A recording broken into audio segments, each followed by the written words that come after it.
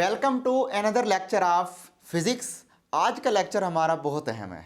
Students, MDCAT के students काफ़ी हद तक परेशान थे कि हमारा एमडी कैट 2020 किस तरह का होता है, और आखिरकार लॉकडाउन की वजह से, कोरोना सिचुएशंस की वजह से एमडी कैट 2020 कंडक्ट कर ही लिया गया। और उस कंडक्ट होने के बाद जो स्टूडेंट्स के दिल में जो खौफ हरास फैला हुआ था, चूँकि उसके अंदर काफ़ी हद तक उन्होंने सिलेबस में चेंजिंग भी की थी और स्टूडेंट्स काफ़ी परेशान थे, कभी कौन सा सिलेबस कभी कौन सा सिलेबस। बहरहाल एट द एंड जब पेपर आज के दिन, यानी आज के दिन मैं ये लेक्चर बना रहा हूँ जो कि आज 29 नवंबर है, तो आज के दिन जो पेपर कंडक्ट हुआ है इसमें इतना इंतहाई आसान फिज़िक्स का पोर्शन है, यू कांट इमेजिन। तो आज हम इस फिज़िक्स पोर्शन को एमडी कैट 2020 के फिज़िक्स पोर्शन को सॉल्व करने वाले हैं और आप देखेंगे कितना ही निहायत आसान एमडी कैट 2020 का पेपर था। तो चलते हैं हम अपने एमसीक्यू सॉल्यूशन की तरफ। तो इसमें पहला एमसीक्यू है कि if during circular motion tangential velocity of a body becomes double then centripetal force become. देखें सवाल क्या कर रहा है वो कि ड्यूरिंग सर्कुलर मोशन। तो अब इसमें पहली एमसीक्यू हमारे पास है और उस पहली एमसीक्यू में कहता है कि सर्कुलर मोशन के अंदर अगर टेंजेंशियल वेलोसिटी जो कि अलॉन्ग टेंजेंट है उस टेंजेंशियल वेलोसिटी को डबल कर दें तो सेंट्रीपिटल फोर्स पे क्या इफेक्ट पड़ेगा। अल्फा ऑप्शन है डबल, बीटा ऑप्शन है 1/2, चार्ली ऑप्शन है full 4 time and delta option है 1/4। तो इसमें जो चार्ली ऑप्शन है वो करेक्ट होगा। कैसे अभी हम देखते हैं। चार्ली ऑप्शन यानी 4 टाइम करेक्ट है। तो हमें सेंट्रीपिटल फोर्स का फार्मूला पता है, we know that FC is equal to mv² over r। अब उसकी स्टेटमेंट में क्या है कि अगर टेंजेंशियल वेलोसिटी डबल कर दें तो v को 2 टाइम कर दें, m v की जगह 2v लगा दें आप, और होल का स्क्वायर डिवाइडेड बाय r आ गया। अब इसमें 2⁻² 4 है, 4 इसमें बाहर आ जाएगा और बाकी क्या बच गया mv² डिवाइडेड बाय r। तो यहाँ से हमें आंसर मिल गया 4, और ये नई फोर्स है सेंट्रीपिटल फोर्स जो कि ओल्ड फोर्स के बराबर है। तो यहाँ से पता लगा कि इसमें सेंट्रीपिटल फोर्स 4 गुना बढ़ जाएगी। ठीक हो गया। दूसरी एमसीक्यू में देखते हैं। दूसरी एमसीक्यू में है कि under what conditions an object will have zero displacement but non zero distance. वो कह रहे हैं ऐसी कौन सी कंडीशन है बताएं जिसमें एक बॉडी कंप्लीट जो फासला तय करे उसमें डिस्प्लेसमेंट तो जीरो हो जाए लेकिन डिस्टेंस नॉन जीरो होना चाहिए। तो वो उसमें अल्फा ऑप्शन है लीनियर मोशन, बीटा ऑप्शन है सर्कुलर मोशन, चार्ली ऑप्शन है रैंडम मोशन और डेल्टा ऑप्शन है ऑसिलेशन। तो इसमें जो करेक्ट ऑप्शन है वो हमारा बीटा ऑप्शन है सर्कुलर मोशन। कैसे? अब अगर हम दूसरे एमसीक्यू की बात करें, एमसीक्यू नंबर 2, तो इसके अंदर सर्कुलर मोशन की अगर हम बात करें, ये हमारे पास है सर्कुलर मोशन। इस सर्कुलर मोशन में सपोज ये पॉइंट है ए और इस पॉइंट ए से एक आदमी यूं चलता है, सीधा यूं चला गया और उसके बाद वो वापस आ गया, तो हम क्या कहेंगे इसने एक शॉर्टेस्ट डिस्टेंस कवर कर लिया and this shortest distance is called displacement. ठीक हो गया।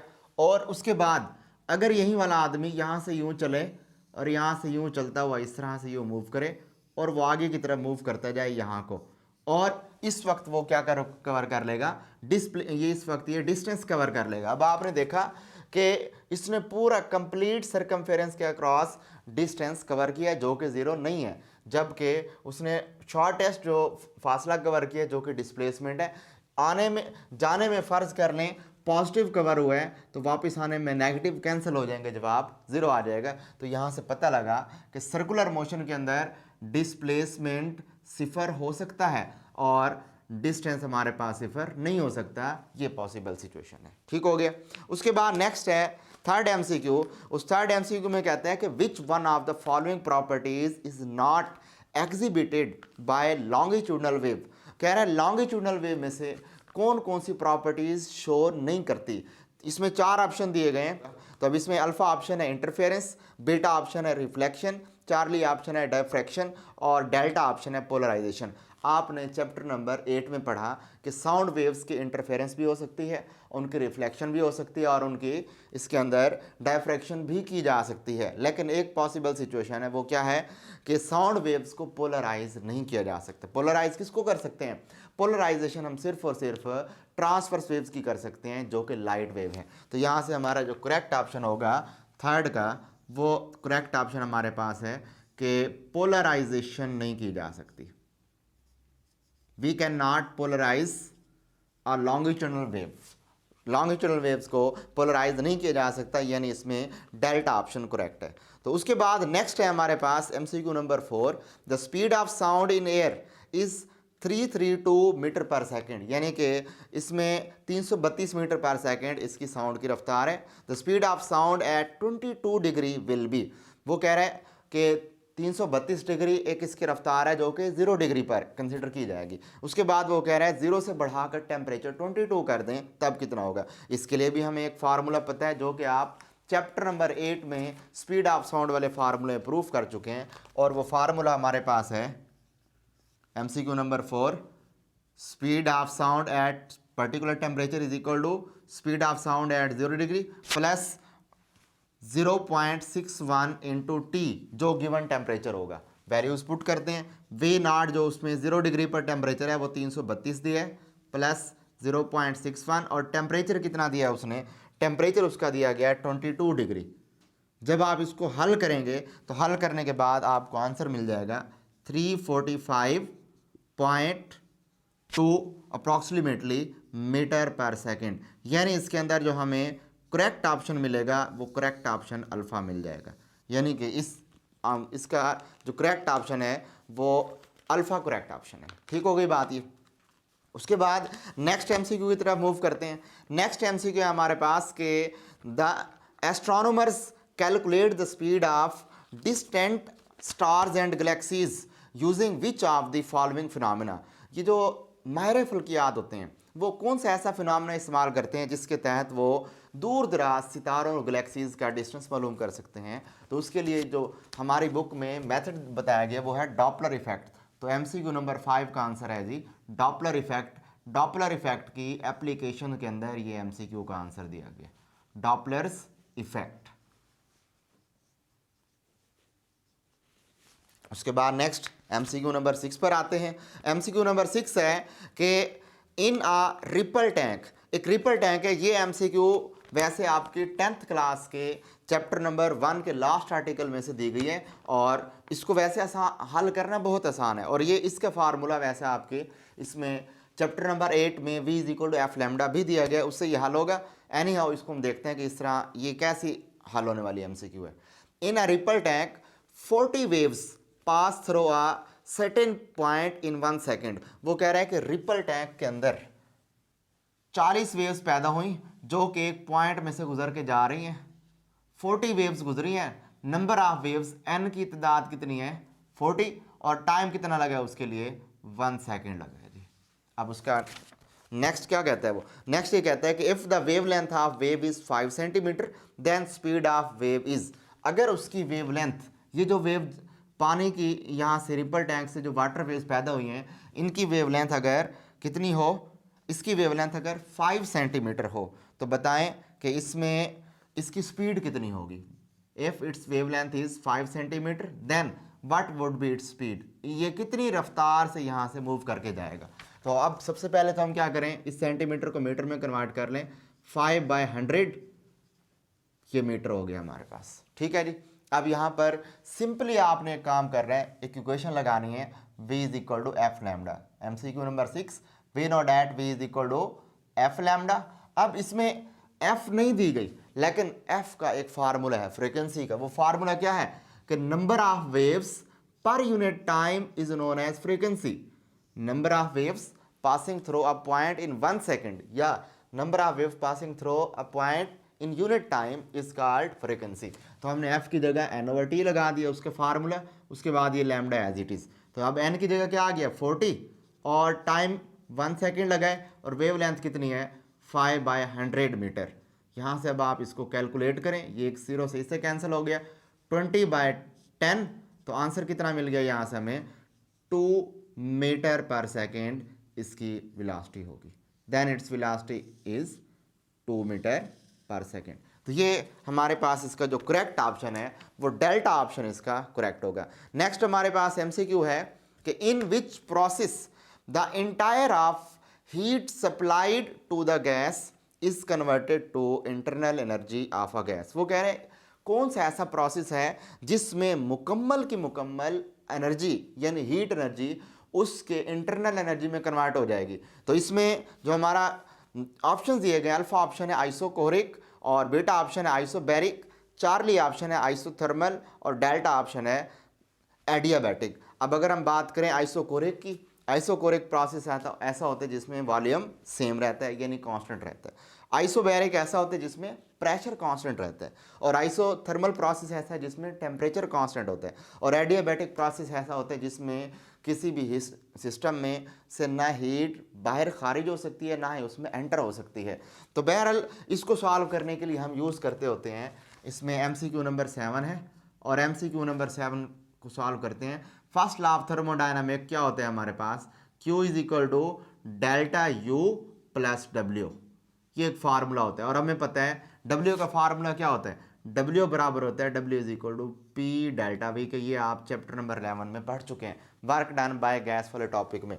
तो यहाँ पर अब वैल्यू पुट करते हैं। अब पहले मैं अल्फा ऑप्शन की बात करता हूँ, फिर बाकी ऑप्शंस को हम बाद में सॉल्व करते हैं। अल्फा ऑप्शन में मौजूद है आइसोकोरिक प्रोसेस, और ये प्रोसेस ऐसा होता है जिसमें वॉल्यूम सेम है। तो क्या आइसोकोरिक प्रोसेस में Q डेल्टा U के बराबर आएगा या नहीं, वो चेक करते हैं। फर्ज कर लिया कि शुरू में चूंकि वॉल्यूम है कांस्टेंट, वॉल्यूम कांस्टेंट का मतलब ये है आइसोकोरिक की मिसाल ले रहा हूं। तो आइसोकोरिक में वॉल्यूम कांस्टेंट रहता है यानी उसके इनिशियल वॉल्यूम और उसका फाइनल वॉल्यूम दोनों ही सेम रहते हैं, और मैंने दोनों को VV से जाहिर कर दिया। तो मुझे बताएं चेंज इन वॉल्यूम क्या होगी, delta V is equal to VF minus VI। VF minus VI से क्या मुराद है, V माइनस V, आंसर क्या मिला, 0। तो पता ये लगा कि आइसोकोरिक प्रोसेस में वॉल्यूम तो कांस्टेंट रहता है लेकिन उस वॉल्यूम की चेंज 0 मिला करती है। तो हमने वॉल्यूम की चेंज यहाँ पर 0 ले ली। तो इट्स मीन यहाँ से हमें जो वर्क डन का जवाब मिला W is equal to, work done का जवाब यहाँ से मिल जाएगा W is equal to P delta V के जो 0 आ गया तो answer will be 0। Its mean isochoric process में एक MCQ यूँ भी पूछी जा सकती है कि वर्क डन किस प्रोसेस में 0 है। तो यहाँ हमने देखा कि आइसोकोरिक प्रोसेस में 0 है और इसके अंदर वॉल्यूम सेम रहता है लेकिन चेंज इन वॉल्यूम 0 होता है।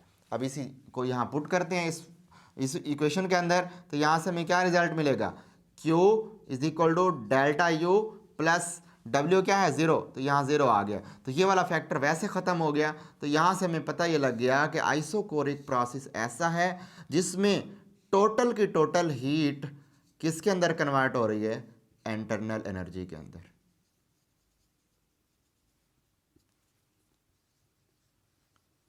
यहाँ से ये बात क्लियर हो जाती है कि आइसोकोरिक प्रोसेस ऐसा है जिसमें टोटल की टोटल हीट उस इंटरनल एनर्जी का हिस्सा बन जाती है। नेक्स्ट MCQ है हमारे पास, MCQ number 8, the internal energy of a system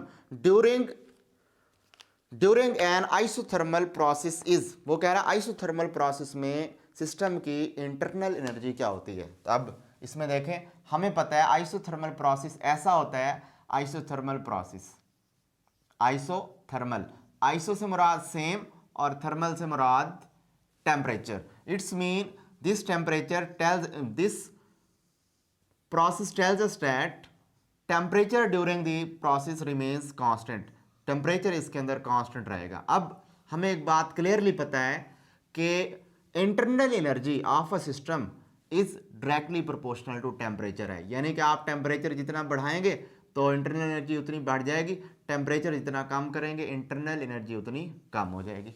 ऐसे ही है। अब यहाँ वो कह रहे हैं आइसोथर्मल प्रोसेस में इंटरनल एनर्जी, चूंकि आइसोथर्मल प्रोसेस में टेम्परेचर होता है कांस्टेंट, तो अंडरस्टूड है कि अगर टेम्परेचर को कांस्टेंट रखा जाएगा तो काइनेटिक एनर्जी भी कांस्टेंट रहेगी। ऐसा ही है। तो यहाँ से पता लगा कि इसमें आइसोथर्मल प्रोसेस के अंदर काइनेटिक एनर्जी क्या रहेगी। तो आइसोथर्मल प्रोसेस में चूंकि टेम्परेचर कांस्टेंट है यानी टेम्परेचर सेम है, इसमें इट्स मीन कि अगर इसमें टेम्परेचर सेम है तो अंडरस्टूड है कि इसके अंदर इंटरनल एनर्जी भी सेम रहेगी। तो इसका डेल्टा ऑप्शन हमारे पास करेक्ट होगा, इसमें रिमेन्स कांस्टेंट। अच्छा, उसके बाद नेक्स्ट MCQ की तरफ मूव करते हैं। नेक्स्ट MCQ हमारे पास है कि if the potential at a point which is 1 metre from a charge is 1 volt. वो कह रहा है अगर एक चार्ज से किसी भी जगह पर, सपोज ये नेक्स्ट एमसीक्यू हम बात कर रहे हैं, और इस नेक्स्ट एमसीक्यू के अंदर वो ये कहता है कि ये एक जगह है, ये चार्ज है, इस चार्ज से सपोज इस जगह तक, ये मैं पॉइंट ए मान लेता हूँ, इस जगह तक एक फासला है जो कि 1 मीटर है, आर की वैल्यू मैं ले लेता हूँ 1 मीटर। क्लियर बात ये। और इस जगह तक पोटेंशियल कितना है, इस जगह पर पोटेंशियल है जी 1 वोल्ट। अब वो कहता ये है कि यही वाला सेम चार्ज है, then potential at a point which is 2 metre from the same charge will be. अब वही वाला सेम चार्ज है, यानी कि चार्ज की वैल्यू सेम है, और अब ये इसको कहाँ ले गया हूँ मैं, 2 मीटर दूर, यानी पॉइंट बी तक लेकर मैं इसको चला गया हूँ। और जब मैं पॉइंट बी तक इसको लेकर चला गया हूँ, सपोज ये अब डिस्टेंस कितना हो गया, 2 मीटर डिस्टेंस हो चुका है। तो सवाल उसका ये है कि इस 2 मीटर डिस्टेंस पर इसका पोटेंशियल कितना होगा। अब चूंकि दो पॉइंट्स हैं, 2 डिस्टेंसेस हैं, 2 रेडियस हैं, तो मैं इनको 2 अलग अलग नेम दे देता हूँ। सपोज पहले वाला जो डिस्टेंस है उसको R1 कह दूँ, दूसरे वाले डिस्टेंस को मैं R2 कह देता हूँ, और पहले वाले पोटेंशियल को V1 और दूसरे वाले पोटेंशियल को V2। याद रखें इस सिचुएशन के अंदर चार्ज सेम है, यानी कि इसके अंदर ये जो चार्जेस हैं Q1 Q2 ये सेम ही नेचर के हैं, यानी एक ही चार्ज पड़ा हुआ है, तो इसको मैं जहां भी Q1 Q2 आएगा वहां पर मुझे Q लेना पड़ेगा। अब चूंकि 2 डिस्टेंसेस हैं, 2 पोटेंशियल हैं, तो मुझे पोटेंशियल के फार्मूले 2 टाइम लगाने हैं, और हमें पता है पोटेंशियल का फार्मूला क्या होता है चैप्टर नंबर 12 में, V is equal to Q/R। अब एक के लिए, पहले के लिए अगर निकालना है तो यहाँ 1 1 लगा दे, इधर भी 1 और इधर भी 1 यहाँ, और इसके लिए चार्ज की वैल्यू क्या हो जाएगी Q1। इसके बरक्स दूसरे के लिए क्या होगा, दूसरा potential V2 is equal to K, charge के लिए Q2 डिवाइडेड बाय R2। चूंकि हमने खुद कहा कि सेम चार्ज है, सेम चार्ज का मतलब Q1 भी Q है और Q2 की जगह भी क्या लगा दूं, मैं Q लगा दूं। अब इसमें ये V1 R1 एक तरफ, KQ आ गया, और यहाँ V2 R2 दूसरी तरफ, और ये KQ अलग आ गया। इसमें देखें ये 2 इक्वेशन बन चुकी हैं। इस इक्वेशन को आप इक्वेशन नंबर 1 का नाम दे दें, और इस इक्वेशन को आप इक्वेशन नंबर 2 का नाम दे दें। इसमें दोनों इक्वेशंस की राइट साइड है बराबर, अगर राइट साइड बराबर है, अंडरस्टूड है, उनकी लेफ्ट साइड भी बराबर होंगी, तो हम कहेंगे कंपेयरिंग इक्वेशन 1 एंड 2, कंपेयर करने से हमें मिलेगा V1 R1 is equal to V2 R2। हमने मालूम करना है V2 पोटेंशियल, तो बाकी पैरामीटर इस तरफ ले जाएं, V1 R1 divided by R2 which is equal to V2। Values put कर लें, V2 is equal to, V1 की जगह क्या है हमारे पास, V1 की जगह है 1, और R1 की जगह भी 1, जबकि R2 की जगह हमारे पास 2 है, तो आंसर यहाँ से मिल जाएगा 0.5 वोल्ट पोटेंशियल। तो यहाँ से जो करेक्ट ऑप्शन है वो हमारा चार्ली ऑप्शन है, यानी 0.5 वोल्ट पोटेंशियल इसका आंसर होगा। और नेक्स्ट एमसीक्यू हमारे पास है कि the value of electric intensity will dash due to the presence of dielectric medium. Electric field intensity क्या होगी अगर हम किसी भी मीडियम, कोई भी चार्जेस के दरमियान मीडियम रख दें। अब सबसे पहली चीज़ हमें ये पता है इलेक्ट्रिक फील्ड इंटेंसिटी का फार्मूला क्या होता है। इलेक्ट्रिक फील्ड इंटेंसिटी का फार्मूला होता है E is equal to F/Q। यहाँ से ये पता लग रहा है कि अगर फोर्स बढ़ेगी तो इलेक्ट्रिक फील्ड इंटेंसिटी बढ़ जाएगी, और अगर फोर्स कम लगेगी तो वहाँ पर इलेक्ट्रिक फील्ड इंटेंसिटी की शिद्दत भी कम होगी। सपोज ये मेरे पास 2 चार्जेस हैं, एक चार्ज ये पड़ा हुआ है और एक चार्ज ये पड़ा हुआ है, इनके दरमियान मैं कोई भी मीडियम आके रख देता हूँ। सपोज ये एक मीडियम है जो कि मैंने इसके अंदर रख दिया। अब मीडियम रखने पर क्या होगा, हम पढ़ चुके हैं कि अगर हम किसी भी 2 चार्जेस के दरमियान मीडियम रखें, ये इसको चार्ज Q1 मान लें, इसको चार्ज Q2 मान लें, तो फोर्स का फार्मूला क्या है, F is equal to K Q1 Q2 over R square. तो इन, और यहाँ पर K की वैल्यू मीडियम के लिए क्या होगी, 1/4 pi epsilon not epsilon R, और उसके बाद यहाँ Q1 Q2 divided by R square हो गया। यहाँ से पता लग रहा है कि जो ही हम चार्जेस के दरमियान मीडियम प्लेस करेंगे, तो मीडियम प्लेस करने से हमें क्या इफेक्ट मिलेगा। मीडियम प्लेस करने पर हमें यह नज़र आ रहा है कि रिलेटिव परमिटिविटी फोर्स के इन्वर्सली है। मीडियम प्लेस करने का मतलब एप्सिलॉन R की वैल्यू ज़्यादा से ज़्यादा एंटर हो रही है, तो जितना ज़्यादा एप्सिलॉन R की वैल्यू होगी फोर्स उतना कम लगेगी। और हम खुद कह रहे हैं कि जितना फोर्स कहीं कम लगती होती है उस जगह इलेक्ट्रिक फील्ड इंटेंसिटी भी उतनी कम होती है। तो यहाँ से हमें पता लगा कि डाइलेक्ट्रिक को रखने पर उसकी फोर्स में भी कमी आती है और उसकी इलेक्ट्रिक फील्ड इंटेंसिटी में भी कमी आती है, यानी कि इसके अंदर जो 4 भी ऑप्शन है डिक्रीज वाला वो करेक्ट होगा। नेक्स्ट एमसीक्यू है कि the slope of distance time graph will always be, alpha option negative, beta option positive, charlie option 0 and delta option is maximum. Simple सी बात है, चूंकि यहाँ लफ्ज है डिस्टेंस टाइम ग्राफ, तो डिस्टेंस हमेशा पॉजिटिव होता है, कभी भी नेगेटिव नहीं होता। इट्स मीन इससे बनने वाला जो स्लोप होगा, इसका अगर मैं स्लोप निकालना चाहूँ तो स्लोप किसके बराबर होता है? Slope is equal to the ratio of Y axis to X axis. अब यहाँ वाई एक्सिस पर क्या है? डिस्टेंस, और एक्स एक्सिस पर क्या है? टाइम।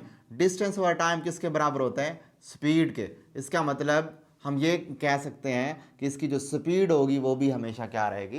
पॉजिटिव। एनी हाउ यहाँ इसकी जो स्लोप है वो हमेशा पॉजिटिव ही मिलनी है, क्योंकि यहाँ डिस्टेंस हमेशा पॉजिटिव होता है, तो इसमें बीटा ऑप्शन करेक्ट होगा। उसके बाद नेक्स्ट है कि at what distance, next MCQ की तरफ मूव कर रहे हैं।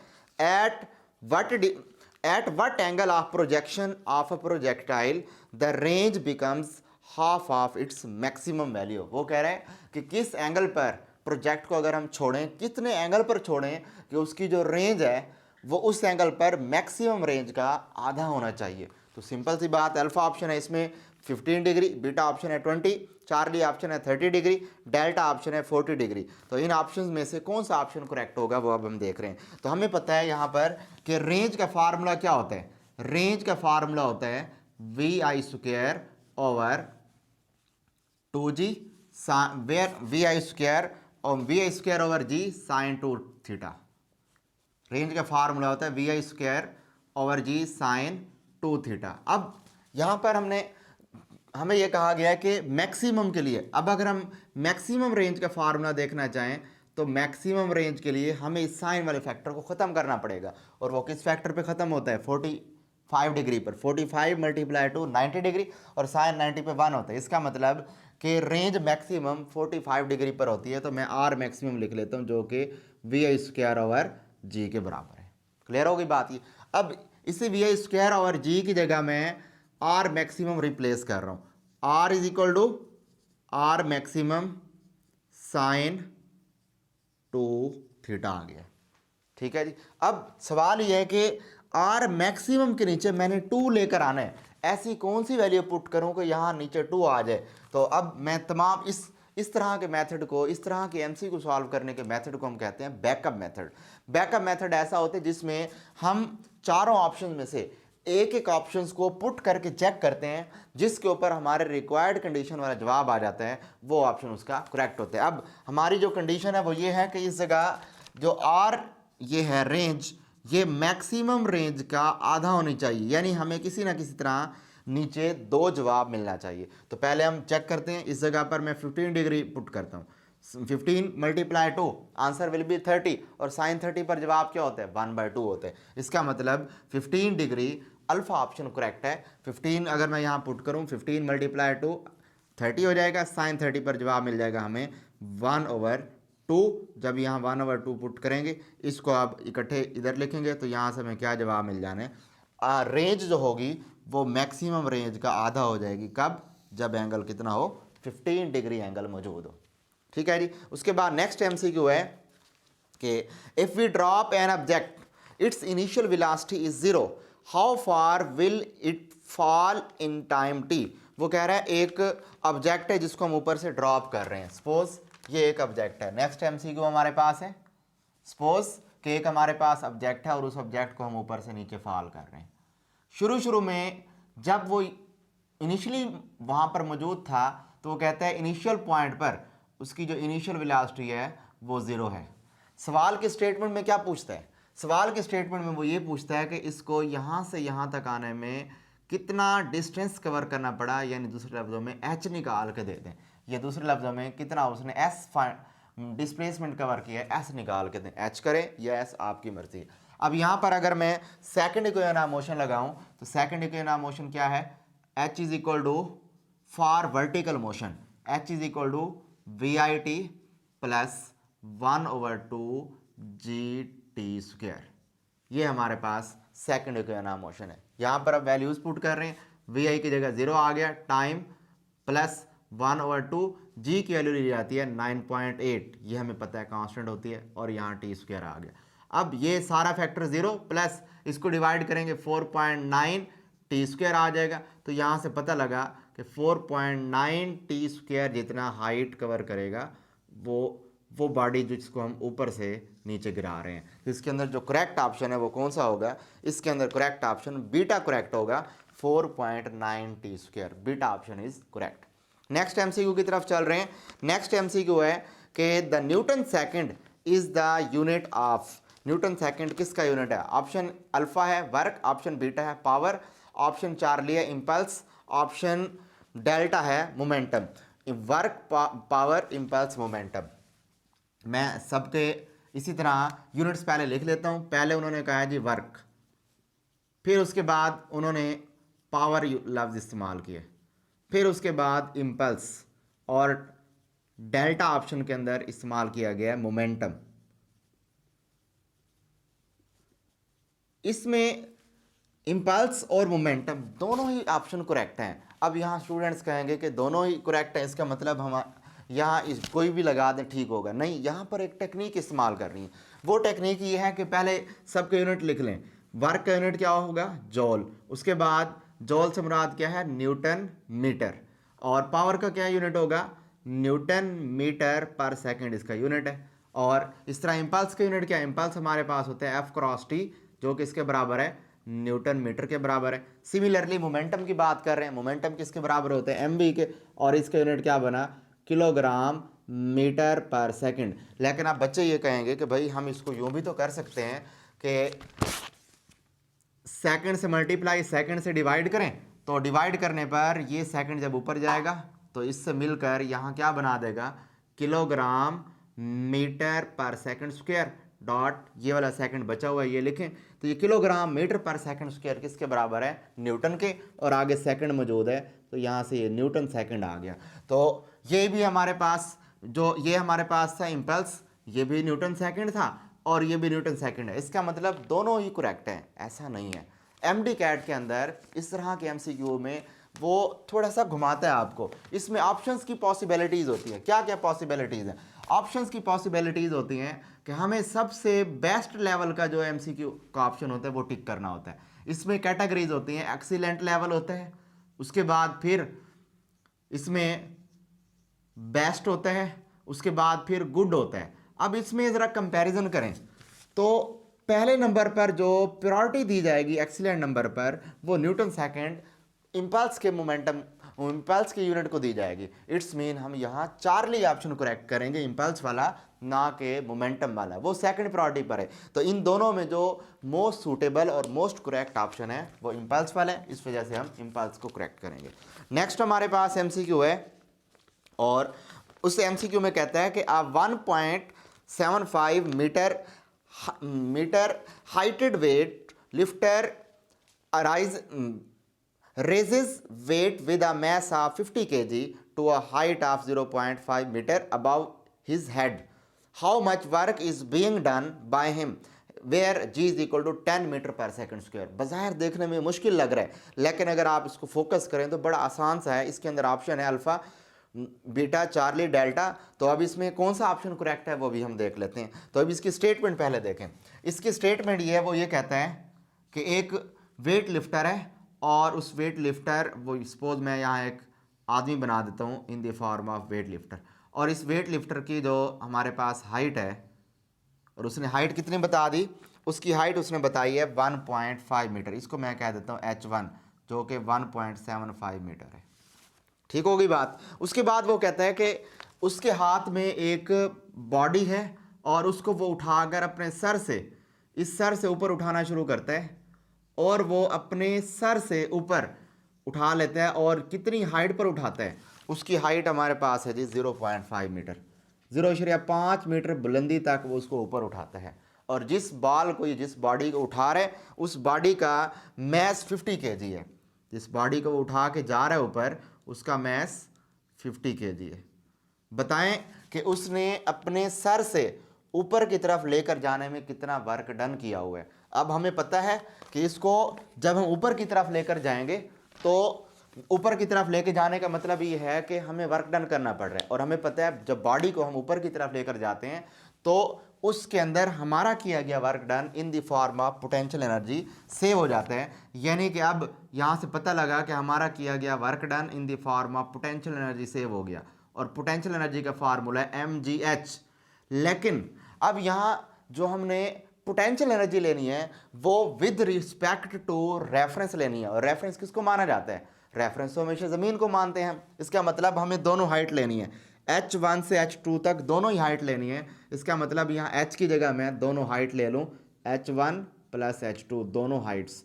तो यहाँ वैल्यूज़ पुट करें, मैथ्स कितना है हमारे पास 50 और g की वैल्यू 10 है और h1 की वैल्यू कितनी है 1.75 और प्लस यहाँ से हमारे पास h2 की वैल्यू 0.5 है। इनको जब आप ऐड करेंगे तो यहाँ से आपको जो आंसर मिलेगा this answer will be 1225 joule. यानी कि ये डेल्टा ऑप्शन करेक्ट होगा। Potential energy is equal to 1225 joule potential energy इसके अंदर सेव हो। नेक्स्ट एमसीक्यू हमारे पास है what is the speed of 2 kg metallic bob at mean position of a simple pendulum when released from its extreme position 0.5 meter high where g is equal to 10 metre पर second square. यानी अब इसने सवाल ये किया है कि फर्ज करें हमारे पास एक पेंडुलम है और उस पेंडुलम के एक्सट्रीम पोजीशन पर एक बॉब लटकाई गई है और उस बॉब का मैस कितना दे रहा है जी, m is equal to 2 kg।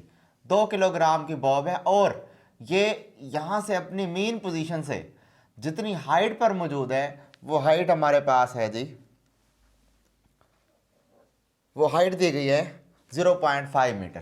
तो ये 0.5 मीटर हाइट हमने लिख दी है। सवाल क्या करता है? सवाल ये करता है कि अगर हम इसी बॉब को यहाँ से छोड़ें, ये अपनी एक्सट्रीम पोजीशन से मेन की तरफ आएगी। Suppose this is extreme position and it will return toward it's extreme position. अब जब ये एक्सट्रीम से मेन पोजीशन की तरफ आएगी तो सवाल ये करता है कि यहाँ इसकी रफ्तार कितनी होगी, ये इसका सवाल है। तो अब सिंपल सी लॉजिक है कि ये एक्सट्रीम पोजीशन है, ये मेन पोजीशन। हम जानते हैं कि मेन पोजीशन पर पर्टिकुलर हाइट पर इसमें टोटली पोटेंशियल एनर्जी मौजूद होती है। यानी एक्सट्रीम पोजीशन पर पोटेंशियल एनर्जी मैक्सिमम होती है। It's mean at extreme position potential energy maximum क्या होगी, जो कि mgh के बराबर होती है। तो एक्सट्रीम पोजीशन पर पोटेंशियल एनर्जी की वैल्यू क्या निकलेगी, 2 मल्टीप्लाई जी की वैल्यू 10 और हाइट की वैल्यू 0.5 है। तो यहाँ से हमें पोटेंशियल एनर्जी की वैल्यू कितना मिल जानी है, here potential energy is equal to 10 joule. यहाँ से 10 जॉल हमने पोटेंशियल एनर्जी निकाल ली। लेकिन अभी तक स्टिल उसका सवाल ये है कि नीचे जब वो मीन तक पहुँचेगी तो इस मीन पर उसकी वेलोसिटी कितनी होगी। लेकिन हमें ये भी पता है कि जिस वक्त वो मीन पर पहुँच जाती है तो इसकी टोटल की टोटल पोटेंशियल एनर्जी किस में कन्वर्ट हो चुकी होती है, काइनेटिक एनर्जी में। तो इट्स मीन जितनी पोटेंशियल एनर्जी एट एक्सट्रीम है उतनी ही सारी पोटेंशियल एनर्जी कन्वर्ट होके किस में आ जाएगी, काइनेटिक एनर्जी की शक्ल में, जो कि 10 जॉल और जो कहाँ पर होगी, मेन पोजीशन पर होगी। ये inter conversion of energy chapter number 4 में हमने ये पूरा टॉपिक पढ़ा हुआ है कि जितनी पोटेंशियल एनर्जी एक्सट्रीम पर होती है उतनी ही काइनेटिक एनर्जी मेन पर मौजूद होती है। अब हमें पता है काइनेटिक एनर्जी का फार्मूला क्या होता है, kinetic energy is equal to 1/2 mv²। और हमने v निकालना है, v को एक तरफ लें बाकी पैरामीटर दूसरी तरफ। So 2 kinetic energy divided by m which is equal to v²। चूंकि हमने v लेना है दोनों साइड पर स्क्वायर रूट ले लें। So v is equal to 2 kinetic energy की वैल्यू कितनी है 10 डिवाइडेड बाय मास कितना है हमारे पास 2। तो 2 से कैंसिल 10 अंडर रूट और यहाँ से हमें आंसर मिल जाना है, वो आंसर होगा 3.16 मीटर पर सेकेंड। तो यहाँ से पता लगा कि इसकी जो रफ्तार है वेलोसिटी वो 3.1 मीटर पर सेकेंड होगी, जो कि हमारा यहाँ पर अल्फा ऑप्शन करेक्ट होगा। उसके बाद नेक्स्ट देखते हैं। नेक्स्ट हमारे पास एमसीक्यू है कि when the speed of your car is halved by what factor does it kinetic energy will decrease. वो कहना चाह रहा है कि अगर एक कार जा रही है और कार की रफ्तार आधी कर दी जाए तो उसकी काइनेटिक एनर्जी कितनी होगी। अब नेक्स्ट एमसीक्यू बहुत सिंपल सी एमसीक्यू है, और हम जानते हैं कि अगर काइनेटिक एनर्जी का फार्मूला क्या होता है, kinetic energy is equal to 1/2 mv²। अगर रफ्तार आधी कर दी जाए, 1/2 mv की जगह v/2 कर दे, हाफ कर दिया, और ऊपर स्क्वायर आ गया। यहाँ से ये 2 का स्क्वायर है 4 होगा, तो ये 1/4 में अलग ले लेता हूँ, यहाँ 1/2 mv² आ गया। तो यहाँ से क्या पता लगा कि जो न्यू काइनेटिक एनर्जी है वेलोसिटी को आधा करने पर वो कितना हो जाएगी, 1/4 हो जाएगी। तो बीटा ऑप्शन हमारा करेक्ट होगा। तो इसमें इस एमसीक्यू का बीटा ऑप्शन करेक्ट है। नेक्स्ट एमसीक्यू की तरफ जाते हैं, और वो नेक्स्ट एमसीक्यू क्या कहता है कि which one of the following force is non conservative force. अब इसमें ऑप्शन दिए गए हैं, alpha is frictional force, beta is gravitational force, Charlie is electric force and delta is elastic spring force. तो इसमें कौन सी है, अल्फा ऑप्शन करेक्ट होगा। वजह क्या है इसकी, अगर आप चैप्टर नंबर 4 ओपन करें और उसमें चैप्टर नंबर 4 में पेज नंबर 82 ओपन करें, तो 82 पर आपको साइड पर एक टेबल बनी नजर आएगी, और उसमें जो नॉन कंजर्वेटिव फोर्स की एग्जांपल दी गई है वो फ्रिक्शनल फोर्स है। यानी कि इसके अंदर कौन सा ऑप्शन करेक्ट होगा, alpha option, frictional force, frictional force.